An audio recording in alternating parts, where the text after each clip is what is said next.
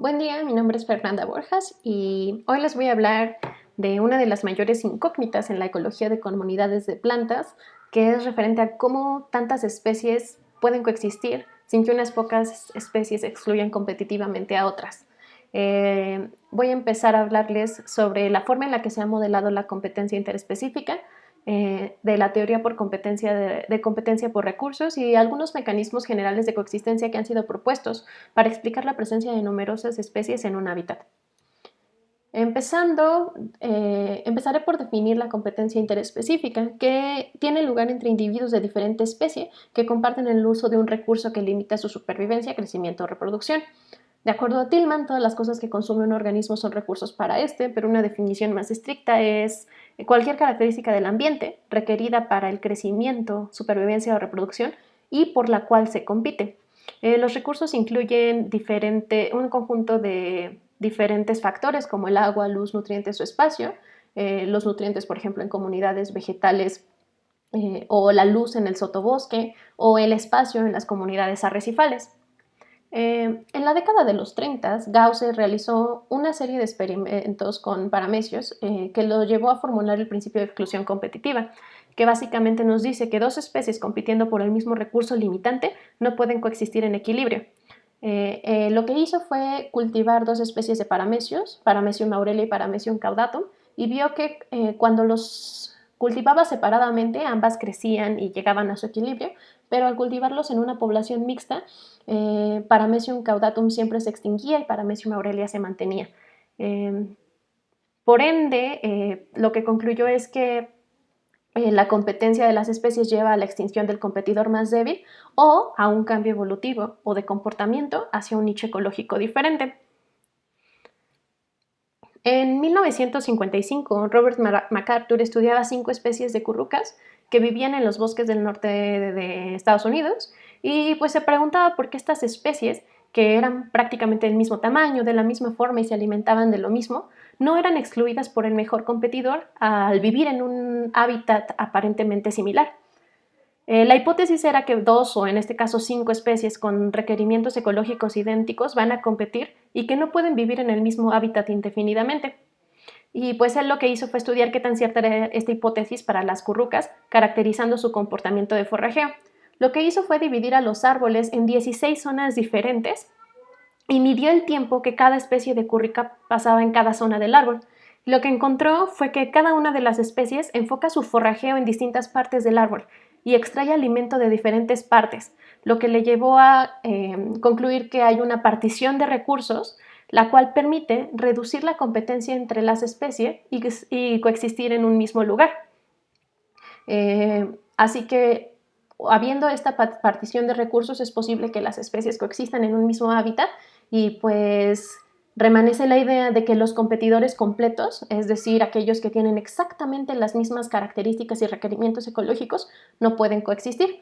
Los competidores solo pueden coexistir cuando usan los recursos de manera distinta. Estas interacciones se han modelado de diferentes maneras, pero una de las más populares es a través del modelo de Lotka-Volterra. Recordando el modelo de crecimiento logístico, tenemos aquí que una especie va a crecer de forma exponencial hasta alcanzar su equilibrio. Esta es una función que escribe el crecimiento de la especie. El dn de t es la tasa a la que está creciendo la especie. R es la tasa intrínseca de crecimiento de la especie. N es la abundancia poblacional y K es su capacidad de carga. Lotka y Volterra adaptaron este modelo de manera que pudiera medirse el efecto que tiene una especie en otra y agregaron coeficientes de competencia que miden precisamente esto, el efecto que un individuo de una especie tiene en el crecimiento poblacional de la otra especie. Lo que representan estos coeficientes es a cuántos individuos de una especie representa un individuo de la otra especie. Por ejemplo, alfa nos dice a cuántos individuos de la especie 1 representa un individuo de la especie 2 y beta nos dice a cuántos individuos de la especie 2 equivale un individuo de la especie 1. Y este modelo tiene diferentes escenarios dependiendo de las densidades iniciales de las especies, del orden en el que estén acomodadas sus isoclinas de crecimiento cero neto y demás. Aquí podemos ver la especie 1.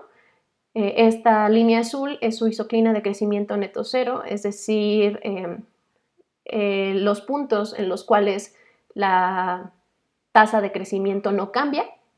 Y por encima de esta isoclina siempre va a haber un decrecimiento de la especie, por debajo de ella va a haber un crecimiento, y aquí para la especie 2, igual por encima de su isoclina va a haber un decrecimiento, por debajo de ella va a haber un crecimiento, y esto nos permite como entender qué pasa cuando estas dos especies están interactuando.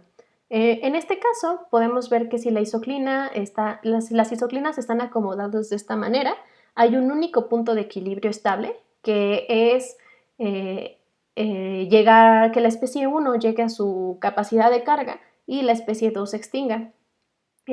Por otro lado, en este escenario se llega a la capacidad de carga de la especie 2 y a la extinción de la especie 1. En este tercer escenario la coexistencia es inestable y depende de las densidades iniciales tanto de la especie 1 como de la especie 2. Aquí tenemos un punto de equilibrio inestable y aquí tenemos que puede llevar, si se empieza en algún punto, en algún radio de abundancias de la especie 1 y 2 que caiga en esta zona, se lleva a la exclusión competitiva de la especie 1 por parte de la especie 2 y por el contrario en este punto la especie 1 sería la que se mantendría y la especie 2 se extinguiría. Y por último, en otro escenario, la coexistencia es estable si las isoclinas se cruzan de esta manera y en cualquier punto que se empiece se llegará a una coexistencia estable marcada por este punto de equilibrio. Un concepto importante que hay que recordar es que la coexistencia es posible si la competencia interespecífica es más débil que la competencia intraespecífica. Esto quiere decir que los coeficientes de competencia alfa y beta sean menores que 1. Si alfa o beta son iguales a 1, significa que la competencia inter e intraespecífica son iguales, y si son mayores que 1, significa que la competencia interespecífica es más fuerte que la competencia intraespecífica. Recordemos que una condición importante para que se dé la coexistencia de las especies es que cada especie limite más su propio crecimiento que lo que limita el crecimiento de otras especies. Y bueno, Lotka-Volterra tiene ciertas limitaciones, ya que no nos dice cómo es que la competencia interespecífica es más débil que la intraespecífica o a través de qué mecanismos compiten las especies. También queda una parte importante sin explorar, que es la naturaleza de la limitación de recursos, y pues esto hace que el modelo de Lotka-Volterra sea más descriptivo que predictivo. Y la necesidad de tener un modelo de competencia que sea predictivo llevó a la formulación de diferentes modelos mecanicistas en los que el mecanismo a partir del cual compiten las especies es explícito. Uno de ellos es la teoría de competencia por recursos, popularizada por Tillman, que prácticamente tiene su esencia, subyace en que las plantas terrestres que puedan llevar la concentración de un nutriente limitante a un nivel de disponibilidad más bajo son las que serán capaces de desplazar competitivamente a aquellas especies que son menos capaces de reducir las concentraciones del mismo nutriente limitante. Como mencioné anteriormente, Tillman definió los recursos como cualquier factor consumido por un individuo cuyo incremento en el ambiente contribuye a un aumento en la tasa de crecimiento de la población. Y pues en este modelo, por ejemplo, para un recurso, cuando dos especies compiten por un único recurso limitante, el resultado de la competencia estará determinado por cuál de esas dos especies es capaz de reducir el recurso a la concentración de equilibrio más baja. Por ejemplo, tomando esta función, les explicaré un poco más de este concepto, que es el concepto de R asterisco. dn y dt nos dice la tasa a la que está creciendo la especie, FDR es la función de tasa de crecimiento de una planta sobre un recurso y M son todas las posibles fuentes de pérdida de individuos. Tomemos esta gráfica como ejemplo. Esta es la función que nos describe cómo está creciendo la abundancia de la especie Y. En este eje podemos ver la tasa de crecimiento y en este eje la concentración de un recurso. M representa todas las posibles fuentes de pérdida de individuos para la especie Y y podemos verlo como la mortalidad. Y cuando la tasa de crecimiento es igual a la tasa de mortalidad, en este punto es la concentración a la cual el crecimiento equilibra la pérdida y es el valor mínimo de recurso limitante que una especie requiere para que su tasa de crecimiento sea positiva. Y estas tasas de crecimiento de las especies que están compitiendo dependen del recurso por el cual compiten. Como podemos ver, por encima de m, la tasa de crecimiento siempre va a ser positiva y por debajo de m siempre va a ser negativa, ya que siempre será mayor la fuente de pérdida que la fuente de crecimiento, que la tasa de crecimiento. Aquí vemos el caso con dos especies. Para la especie 1 podemos ver que el punto al cual se equilibra la fuente de pérdida queda en este punto de la concentración de recursos, mientras que para la especie 2 el punto al que esto ocurre queda en este punto de acá. Entonces podemos ver que el valor de R asterisco para la especie 1 es menor que el valor de R asterisco para la especie 2. Y en este escenario lo que ocurrirá es que la especie 1 va a excluir competitivamente a la especie 2 al ser capaz de llevar el nivel de concentración de recursos al valor más bajo y lo llevará a un valor en el cual la especie 2 no puede compensar sus fuentes de pérdida.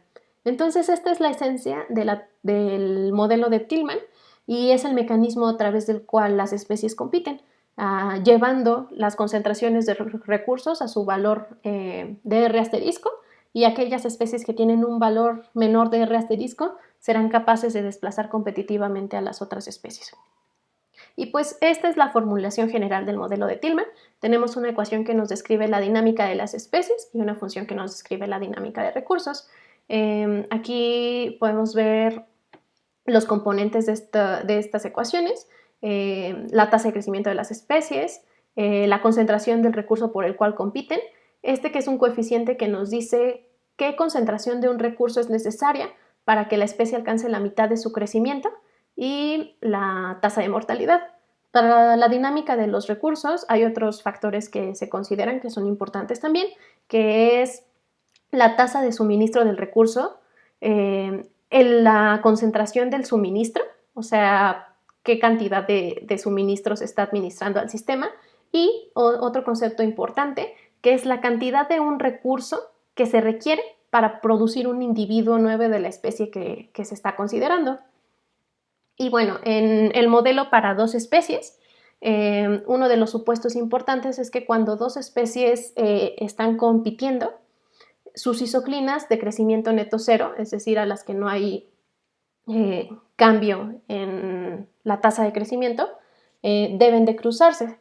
En este caso, por ejemplo, podemos ver que para dos especies con dos recursos, en este escenario la especie A siempre excluiría a la especie B, ya que tiene un menor valor de R asterisco tanto para el recurso 1 como para el recurso 2. Y pues la especie B tiene mayores requerimientos para ambos recursos. Entonces la especie A siempre excluiría competitivamente a la especie B. Sin embargo, para que se dé la coexistencia es necesario que haya un cruce de estas isoclinas. Así, cada una de las especies está limitada por un recurso distinto. Aquí vemos que la especie A tiene un menor requerimiento del recurso 1 que la especie B, y por otro lado, la especie 2 tiene un menor requerimiento, la especie B, perdón, tiene un menor requerimiento del recurso 2 que la especie A. Esta disyuntiva entre el requerimiento de los recursos es otro de los supuestos importantes del modelo de Tillman, que permite que la coexistencia de estas dos especies pueda darse en un ambiente. Además de que debe existir una disyuntiva en las capacidades competitivas de las dos especies para los dos recursos, también hay otro requisito para que la coexistencia sea posible, que es que cada especie consuma más del recurso que más la limita. En este caso, la especie A está más limitada por el recurso 2, entonces debe haber un mayor consumo del recurso 2 que del recurso 1. Podemos ver este vector de consumo en el cual el componente del consumo del recurso 2 es mucho más grande que el componente del recurso del consumo 1. Entonces, este debería ser el vector de consumo para la especie A, ya que debe consumir más del recurso que más la limita, que es el recurso 2. Para la especie B, su componente más grande debería ser el consumo del recurso 1 y el más chico el consumo del recurso 2, ya que está más limitada por el recurso 1. Y pues juntando tanto las isoclinas como los vectores de consumo, estos dos características definen las regiones en las que ambas especies pueden coexistir y las regiones en las que se excluirían competitivamente. Bajo estos criterios, muchas especies pueden coexistir si sus isoclinas de crecimiento están ordenadas de manera inversa en el requerimiento de los recursos. En este caso podemos ver que en este escenario, en este punto de recursos 1 y 2, la especie A siempre ganaría, ya que no se satisfacen las demandas de requerimiento del recurso 1 para la especie B, y también en este escenario la especie B siempre ganaría, ya que no se satisfacen los requerimientos del consumo de la especie A por el recurso 2. Y el único punto donde la coexistencia podría ser estable es en este espacio definido por los vectores de consumo y las isoclinas de crecimiento.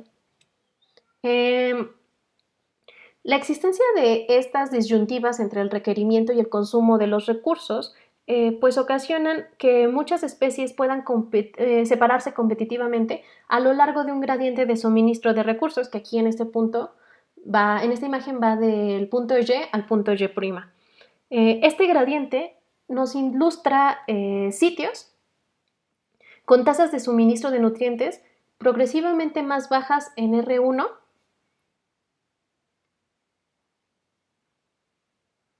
y más altas en R2, lo que lleva primero al predominio de la especie A, luego a la especie B y así hasta llegar hasta la especie E. En este caso, donde 5 especies están involucradas, todas podrían coexistir de manera estable en hábitats heterogéneos marcados por este gradiente. Y pues la existencia de estas disyuntivas ocasiona que pueden existir múltiples especies en un hábitat relativamente similar, pero si existe esta heterogeneidad espacial entre el suministro de los recursos 1 y 2. Y bueno, además de este gradiente en el suministro de recursos que permite la coexistencia de varias especies con unos pocos recursos limitantes, existen otros mecanismos generales de coexistencia que se han propuesto para explicar cómo es que pueden existir tantas especies con unos pocos recursos limitantes, que es prácticamente lo que cuestiona la paradoja del plancton, formulada por Hutchinson, en la que se pregunta cómo es que tantas especies presentes en el plancton pueden coexistir establemente cuando solo hay unos pocos recursos limitantes. Y pues estos mecanismos generales de coexistencia incluyen diversos fenómenos como la heterogeneidad espacial, las disyuntivas de colonización y competencia, la variabilidad temporal, interacciones en niveles tróficos. Y bueno, empezaré hablando de una teoría que normalmente no se propone como una explicación a la diversidad de especies, pero que para las personas que las propusieron es fundamental en los procesos de ensamblaje y estructuración de las comunidades, que es la teoría neutral. Primero, pues empezaré con un antecedente importante, que son los trabajos de Chesson, quien distingue entre lo que llama mecanismos de igualación y de estabilización. Los mecanismos de igualación son los mecanismos que hacen que la capacidad competitiva de las especies sea más similar, digamos que hace que las diferentes especies sean más parecidas para disminuir las tasas de exclusión competitiva, y los mecanismos de estabilización, que disminuyen las interacciones interespecíficas negativas en relación con las interacciones intraespecíficas. Y cuando las fuerzas estabilizadoras son lo suficientemente fuertes, resulta la coexistencia, que es lo que ya habíamos planteado en el modelo de Lotka-Volterra. Los casos de igualación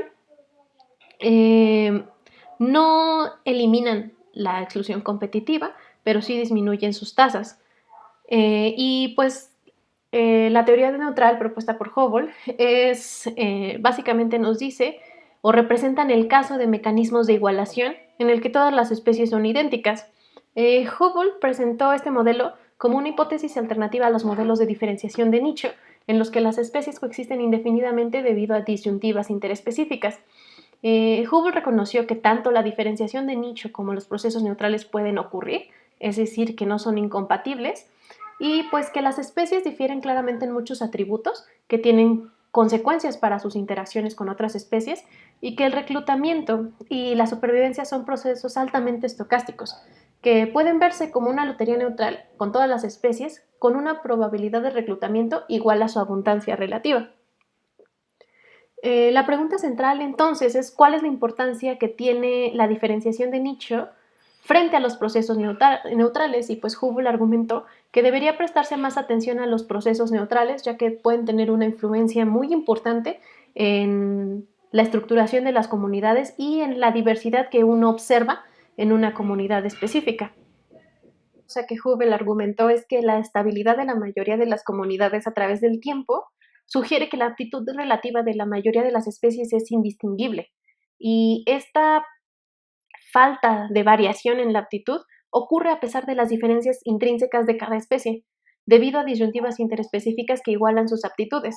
Entonces, los modelos neutrales predicen que en ausencia de fenómenos de inmigración, las comunidades divergirán aleatoriamente a través de una especie de proceso de deriva ecológica. Si las comunidades convergen o experimentan una deriva ecológica, proporciona una medida sólida a nivel comunitario de la importancia relativa que tiene la diferenciación de nicho frente a la deriva ecológica propuesta por la teoría neutral. Otro mecanismo importante de cómo se da la coexistencia de numerosas especies en un hábitat es la heterogeneidad espacial. En un hábitat heterogéneo es posible que cada especie sea el competidor dominante en diferentes lugares. Por ejemplo, en el caso que ya les había hablado del gradiente de suministro de recursos en la teoría de competencia por recursos, el área delimitada por este óvalo representa un ambiente heterogéneo en el que pueden coexistir muchas especies, mientras que si tuviéramos un área dada solo por un punto en esta relación del recurso 1 y 2, solo podremos encontrar la presencia de una especie que es dominante en ese lugar. Entonces, la heterogeneidad espacial en un único recurso limitante y en un factor limitante físico puede conducir también a la coexistencia de múltiples especies si los R asteriscos de las especies varían con este factor físico, como es en este caso.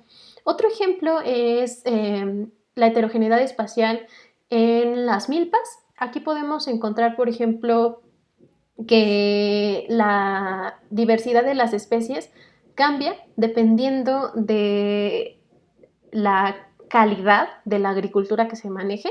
En ambientes de una calidad de agricultura pobre, la diversidad va a ser mucho más baja que en ambientes de una alta calidad de agricultura, y dependiendo de la heterogeneidad del espacio será como la diversidad que se encontrará en estos sistemas agrícolas, en una milpa en particular. Otro mecanismo que se ha propuesto es la disyuntiva de colonización y competencia, que es un mecanismo estabilizador que permite explicar la diversidad en algunos sistemas biológicos. Y pues las suposiciones que hace principalmente es que existen disyuntivas entre la capacidad competitiva y la capacidad de colonización, y que todas las especies tienen un reclutamiento limitado. No importa cuántas especies haya, siempre va a haber una parte del espacio que todavía está desocupada, y un competidor inferior puede invadir y coexistir si su tasa de colonización es lo suficientemente alta como para compensar la deficiencia que tiene en su capacidad competitiva. Por ejemplo, en las plantas, la teoría de esta disyuntiva se ha utilizado para examinar y describir los rasgos vinculados a la dispersión de las semillas de una planta. El tamaño de la semilla es una característica principal que se relaciona con esta capacidad de colonizar o de competir en una población. Entonces, por ejemplo, para plantas, un aumento en la dispersión de semillas de un competidor dominante disminuiría la diversidad.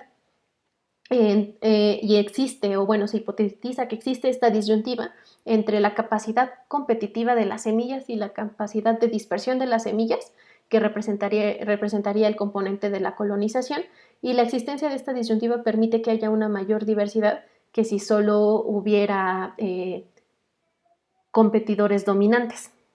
Y otro mecanismo importante es la presencia de depredadores claves y de redes tróficas. Por ejemplo, aquí la competencia mediada por depredadores hace que las especies, las presas en competencia dividan el espacio de nicho a lo largo de las dimensiones de evitación de depredadores. Entonces, ya esta interacción con otro nivel trófico abre un espacio de nicho. A mí este ejemplo en lo particular me gusta mucho. Es una red de interacciones en cafetales de Chiapas, y existe una hormiga que es atacada por un fórido. Y existe un insecto que se llama una escama, que lo que hace es ovopositar en áreas donde la hormiga protege a esas plantas. Sin embargo, si la hormiga ve a la escama adulta, lo que hace es atacarla, pero a los huevos de la escama no los ataca, solamente los ignora. Entonces aquí lo que pasa es que las escamas tienen que aprovechar cuando las hormigas están distraídas para poder ovopositar. Y esto se da gracias a la presencia de un depredador, que es un fórido, que solo tiene detectores de movimiento. Entonces, cuando se acercan los fóridos, las hormigas emiten una feromona para comunicarse y advertir de la presencia del fórido, y lo que hacen es que se quedan inmóviles. Entonces el fórido pasa y no las ve porque las hormigas se quedan inmóviles. Entonces las escamas han desarrollado una percepción de esta feromona que emiten estas hormigas para comunicar la presencia del fórido y aprovechan estos momentos cuando las hormigas están inmóviles para subir a los árboles y depositar sus larvas y regresar otra vez a un lugar seguro. Una cosa también interesante de este fenómeno es que conforme más tiempo de gestación lleve una escama adulta, más susceptible es a percibir esta feromona de las hormigas. Entonces, pues esta interacción tiene como consecuencias evolutivas importantes y también ecológicas, ya que la hormiga, al no hacerle caso a las larvas de la escama, indirectamente las está protegiendo, y para la escama es muy útil que pueda darse esta interacción con el fórido y la hormiga. Entonces esto nos habla de que también la inclusión de otros niveles tróficos a las interacciones que estamos observando permitan explicar la coexistencia de especies que de otra forma uno pensaría que no deberían estar coexistiendo. Por último, se ha propuesto que condiciones de no equilibrio pueden permitir la coexistencia de más especies que recursos limitantes. Esto es decir que las especies nunca llegan a su equilibrio y oscilan en diferentes abundancias, de forma que se permite la persistencia de muchos competidores con solo unos pocos recursos limitantes. Esta es una simulación que hicieron Huisman y Basing, y aquí podemos ver sus resultados con 6 especies y 3 recursos limitantes, y con 9 especies y 3 recursos limitantes, y pues lo que proponen es que las interacciones competitivas generan estas oscilaciones y caos que permiten pues que estas especies puedan coexistir a lo largo del tiempo, lo cual es un enfoque distinto, pero también es interesante. Y bueno, por mi parte es todo. Aquí les dejo algunas referencias por si quieren informarse más de lo que vimos, y pues gracias por su atención.